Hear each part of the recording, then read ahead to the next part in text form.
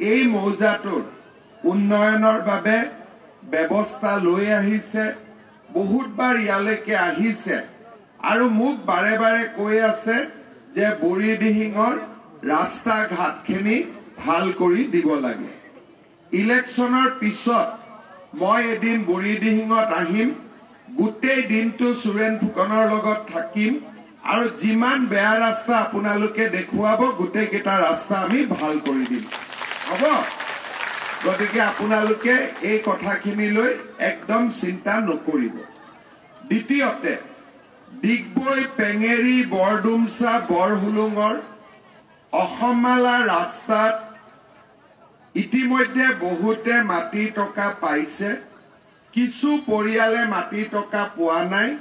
সেইখিনিও মই ডিচিক কৈ দিম যাতে সোনকালে সোনকালে সকলো মানুহে টকা পইচা পাই যায়, তাৰো ব্যৱস্থা আমি হাতত ল'ম।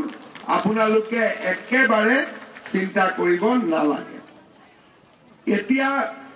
মই আহো ইলেকশ্যনৰ কথা। আপোনালোকে জানে যে অহা 19 তাৰিখে আমাৰ ডিব্ৰুগড় লোকসভাত নিৰ্বাচন অনুষ্ঠিত হ'ব। ভাৰতীয় জনতা পাৰ্টিৰ হৈ আমাৰ সকলোৰে মৰমৰ আদৰৰ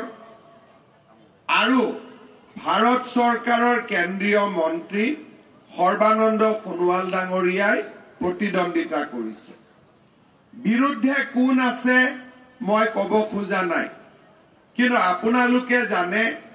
যে সোণোৱাল ডাঙৰীয়া যদি ডিব্ৰুগড় সমষ্টিৰ পৰা আপোনালোকৰ আশীৰ্বাদত বিজয়ী হয়, তেখেতে দিল্লীত গৈ নৰেন্দ্ৰ মোদীৰ চৰকাৰত এটা ডাঙৰ পদবীত অধিষ্ঠিত হ'ব আৰু ডিব্ৰুগড় লোকসভাৰ বাবে কাম কৰাৰ বাবে এটা ডাঙৰ সুযোগ পাব। সৰ্বানন্দ সোণোৱাল ডাঙৰীয়াই দিল্লীত মোক সহায় কৰিব আৰু মই দিছপুৰৰ পৰা আপোনালোকক সহায় কৰিম। দিল্লী আৰু দিছপুৰৰ ডাবল ইঞ্জিন চৰকাৰে লগ লাগি ডিব্ৰুগড়ৰ বাবে, ডিগবৈৰ বাবে, বুঢ়ীদিহিঙৰ বাবে কাম কৰিব। শ্ৰদ্ধাৰ ৰাইজ, যিসকলে ইয়াতে ইলেকশ্যন খেলিছে, আপোনালোকে জানে যে প্ৰধানমন্ত্ৰী মোদীয়ে হ'ব। বিৰোধী পক্ষত বহাৰ কাৰণে কাৰোবাক MP বনাইতো লাভ নাই। আমাৰ ইমান সমস্যা আছে, সমস্যাবিলাক আমি সমাধান কৰিব লাগে আৰু সমস্যাবিলাক সমাধান কৰিবৰ বাবে আমি এজন এনেকুৱা ব্যক্তিক MP কৰিব লাগিব যিজন ব্যক্তি মোদীৰ চৰকাৰত থাকিব পাৰে,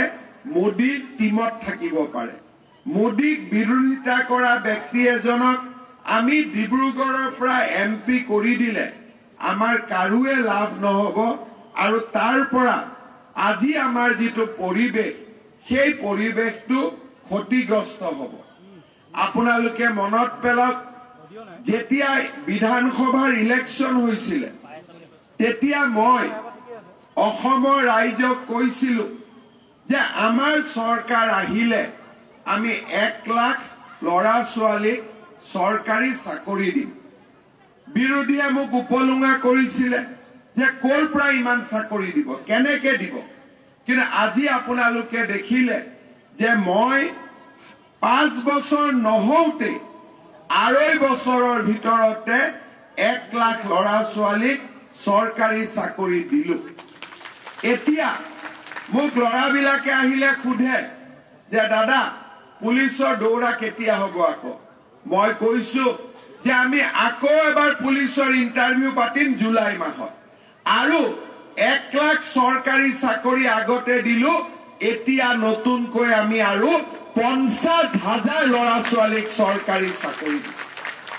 আজি মই যেতিয়া পুলিচৰ একাডেমীত যাওঁ, আমাৰ বহুত ল'ৰা ছোৱালী, ডিব্ৰুগড় তিনচুকীয়াৰ ল'ৰা ছোৱালী পুলিচত চাকৰি কৰি আছে। সুধিলে কয় যে ক'তো 1 টকা পইচা দিয়া নাই, আমি বিনা পইচাত চৰকাৰী চাকৰি পাইছো। আজি আপোনালোকে বিজেপিক শক্তিশালী কৰি গৈ থাকক, আমি এনেকৈ আপোনাৰ ল'ৰা ছোৱালীক আমি সৰকাৰি চাকৰি ব্যবসায়ৰ সুবিধা আমি কৰি দি গৈ থাকিম কোনো দালালক 1 টকাও ঘোষ দিব নালাগে 1 টকাও ঘোষ নিদিয়াকৈ আমি অসমৰ লৰা ছোৱালীক সৰকাৰি চাকৰিৰ ব্যৱস্থা কৰিম শ্ৰদ্ধা ৰাইজ ইলেকশনৰ আগত মই যেতিয়া ৰাইজক কৈছিলো যে ৰাইজ আপোনালোকে মোদীক ভোট দিয়ক বিজেপিক ভোট দিয়ক আমি আপোনালোকক অৰুণোদয় আঁচনি দিম তেতিয়া বিৰোধী পক্ষই কি কৈছিলে যে এইবিলাক ফাঁকি ইলেকশনৰ পিছত অৰুণোদয় বন্ধ হৈ যাব কৈছিল নে নাই আজি আপোনালোকে চাওক অৰুণোদয়টো বন্ধ নহলে 800 টকাৰ পৰা 1250 টকা হল আৰু এতিয়া মই যতে মিটিংত যাও মানুহে মোক কয় যে আমাক অৰুণোদয় দিয়ক আপোনালোকক লাগে নে নাই অৰুণোদয় কোনে কোনে অৰুণোদয় পাই আছে আচ্ছা নাই পোৱা কোনে কোনে এতিয়া হাত দাঙকচোন বাপৰে মৰিলো এতিয়া পুঁজি বিপদহে পৰিলো দেখোন আকৌ এবাৰ নাই পোৱা বিলাকে হাত দাঙি দিয়কচোন বাপৰে এটা কি কৰিম দিব লাগিব নে নালাগে দিব লাগিব নে নাই আচ্ছা এতিয়া মই কেনেকে পাব তাৰ বিষয়ে বুজাব খুজিছো মোক আপোনালোকে এটা বস্তু কওকচোন ৰেশন কাৰ্ড কাৰ কাৰ আছে সবৰে আছে ৰেশন কাৰ্ড আছে কিন্তু অৰুণোদয়টো নাই হে ভগৱান যেতিয়া বেলেগে অৰুণোদয়টো 10 তাৰিখে পাই যায় আমি নাপা মনটো অলপ বেয়া লাগে না লাগে না নাই বেয়া কব লাগে আকৌ আপোনালোকে মোক আজিহে কলে সুধুতে আচ্ছা অৰুণোদয়টো পালে সবে যদি পাই যায় মোক পিঠা তিতা খুৱাব নে নাই এই বাইদে হাঁহি আছে নুখুৱাই নেকি খুৱাব নে নাই আচ্ছা এতিয়া মই আজি আপোনালোকক এটা ভাল কথা কব খুজিছো আপোনালোকে সকলোৱে ভালকৈ চাব প্ৰথম যেতিয়া মই ইলেকশনত আহিছিলো তেতিয়া মই খুদিছিলো মানুহক ৰেশন কাৰ্ড আছে নাই আধাই হাত দাঙে আধাই হাত নাদাঙে আজি কিন্তু যেতিয়া মই খুদিছো যে ৰেশন কাৰ্ড আছে নাই সবে হাতখন দাঙিলে কিন্তু অৰুণোদয় বুলি কওঁতে অলপ কমে হাত দাঙিলে এতিয়া এই বাইদেউৰ বিৰাট অৰুণোদয়ৰ প্ৰতি মন আছে ৰে মোক কৈ আছে এতিয়া এইবাৰ মই আপোনালোকক প্ৰতিশ্ৰুতি দিছো যে 2026ত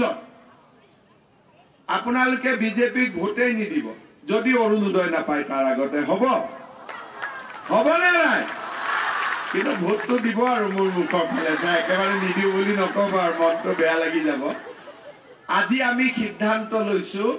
যে আপোনালোকৰ যিমানৰ ঘৰত ৰেশন কাৰ্ড আছে ৰেশন কাৰ্ড থকা প্ৰত্যেকটো পৰিয়ালকে আমি অৰুণোদয় আঁচনি দিম এই কথা মই আজি আপোনালোকক দিলো হ'ব এতিয়া অলপ শান্তি লাগিছে এতিয়া সুৰেন ফুকনক নুখুদিব অৰুণোদয় কেতিয়া পাম এতিয়া ডাইৰেক্ট এইটো মোৰে দায়িত্ব হৈ গল হ'ব আৰু যদি ইলেকশনৰ আগত অৰুণোদয় নাপায় তেনে মোক ভোটটো নিদিব কিন্তু সুৰেন ফুকনক দি দিব হ'ব নহলে আকৌ মোক গালি পাৰিব দাদা আপুনি বিপদ কৰি থৈ গল এতিয়া আপোনালোকে চিন্তা নকৰিব যিমান মানুহৰ ৰেশন কাৰ্ড আছে সেই পৰিয়ালত আমি এটা অৰুণোদয় দিয়াৰ ব্যৱস্থা কৰিম ঠিক আছে গতিকে আপোনালোকে আজি মই আপোনালোকক ভাল খবৰটো দিলো আপোনালোকে আৰু অৰুণোদয় লৈ চিন্তা কৰিব নালাগে দ্বিতীয়তে আপোনালোকে এটা চাব যে ৰেশন কাৰ্ড যদি আমাৰ ঘৰত আছে মোদী ডাঙৰীয়াই আমাক 5 কেজি চাউল দিয়ে নে নিদিয়ে বিনা পইচা দিয়েতো লগতে আমি উজ্জ্বলা গেছ পাওঁ উজ্জ্বলা গেছৰ দাম